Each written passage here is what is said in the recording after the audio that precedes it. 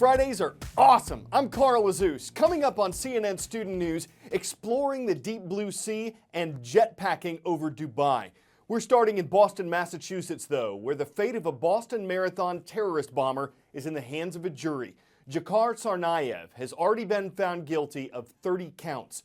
They include an act of terrorism involving weapons of mass destruction, which happened at the Boston Marathon on April 15, 2013.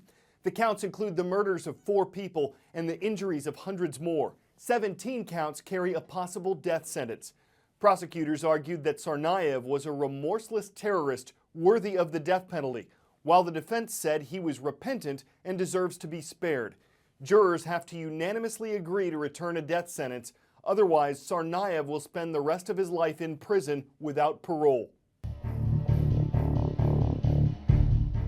The AdMax in Florence, Colorado, the country's only federal supermax. It's known as the Alcatraz of the Rockies. It's considered the country's most secure prison.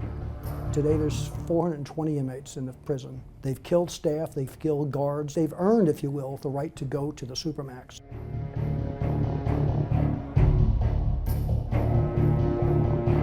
You're looking at people like Ramzi Yousef, the 1993 World Trade Bomber. Timothy McVeigh was there. Nichols is still there. The shoe bomber, the Unabomber, you can go on and on. Soon, this could be home to the marathon bomber. It's closed off to the rest of the world. Inside, the most dangerous inmates are sealed off. You're designing it so the inmates can't see the sky, intentionally. When it really hits you is that you're looking at the beauty of the Rocky Mountains in the backdrop. When you get inside, that's the last time you'll ever see it. As you're pulling up to this complex, there's shotguns in plain view, there's 9mm on this tear gas. They're going by 12 gun towers, and that's before you even say hello to anyone. You'll be in leg irons, a belly chain, handcuffs, and you're passing hundreds of cameras. It's almost all concrete. You're going to be in that box, these 84 square feet of room, most likely for the rest of your life. His life, if he goes there, is pathetic no matter how you spin it. Investigators are trying to figure out whether it was human or mechanical error that caused an Amtrak passenger train to derail in Philadelphia Tuesday. The engineer has, quote, no recollection whatsoever of what happened, according to his lawyer. The NTSB says initial data indicate the train was going 106 miles per hour when it entered the curve where it derailed. The speed limit there is 50. 8 people were killed. Experts say a PTC system could have prevented Tuesday's derailment. It stands for Positive Train Control. The U.S. Congress has required it to be installed by the end of the year in many places, including the crash site, but some rail lobbyists have said that's difficult and expensive to do.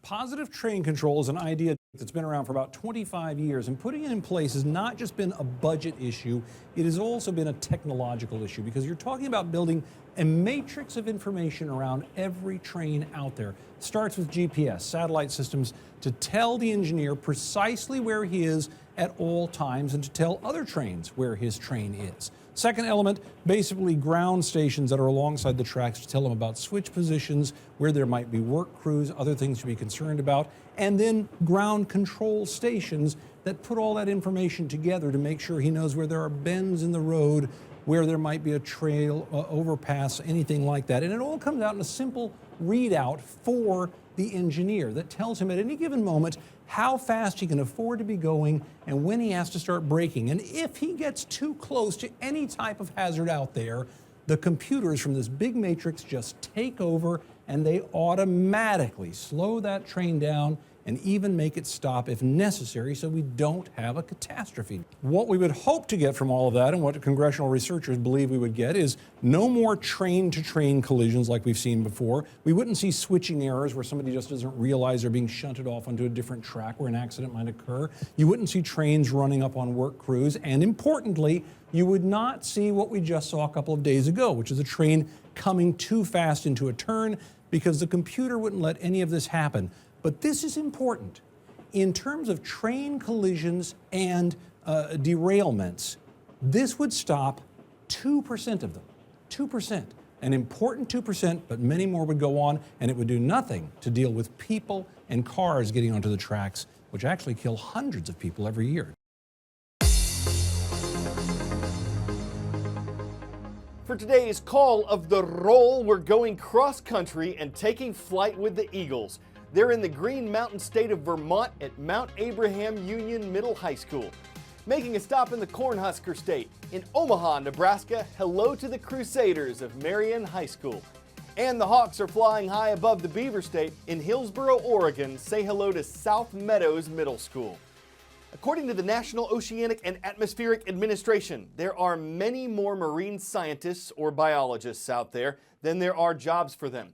But their field is broad. Marine mammalogists study animals like whales and dolphins. Marine ecologists study the environment and interactions of underwater life. Much of their work is done beneath the waves. We're not doing anything particularly special, we're just doing it, and not many people are.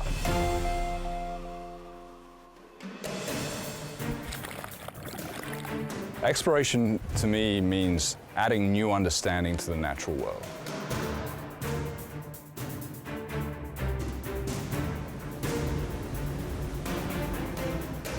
The deep ocean represents the single largest ecosystem on this planet, and we've barely scratched the surface of what's in there. I get to work with some pretty incredible creatures that I'm sure have been the inspiration for many Hollywood horror movies. They live in an area that's dark and cold and doesn't have much food, and they've evolved these incredible systems that keep themselves alive in ways that are so different to any normal animal that a human being is likely to encounter. We did trap surveys for one season. We caught 5 different species of deep water isopod, which are these giant beetle-looking things. They actually get a lot bigger than this. They'll get up to, 1.5 feet, 2 feet long in some cases. Of those 5 species, 3 were new species. They'd never been described before, and that's just here, just off the Cape. They've been kept in captivity before and haven't eaten for years. And what we found is that they can eat 40% of their own body weight in one sitting. So that's me eating a 100-pound steak. It's a pretty incredible life history adaptation that you can go for years without food, but when that one meal comes, you take advantage of it. What's waiting throughout the rest of the Caribbean and North Atlantic and the rest of the world's oceans can only be guessed at.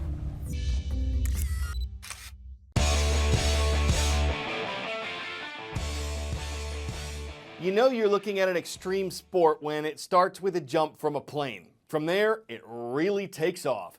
This YouTube video takes us to Dubai, United Arab Emirates. 2 daredevils, 2 jetpacks, 2 cameras, and 1 chase plane to capture video like this. Yves Rossi is a Swiss pilot and engineer. He designed the jetpack on his back and that of the skydiver flying alongside him. He says he's not playing with death, he's playing with life. Wouldn't say it's the safest jet, but sky not try to fly a little higher when you jet to jetpack like a flyer. Those skiles away, you might linger, you might jetpack back a winger, jetting back just in time for dinner. You knew we weren't done just yet. I'm Carl Azus. CNN Student News hopes you have a great weekend.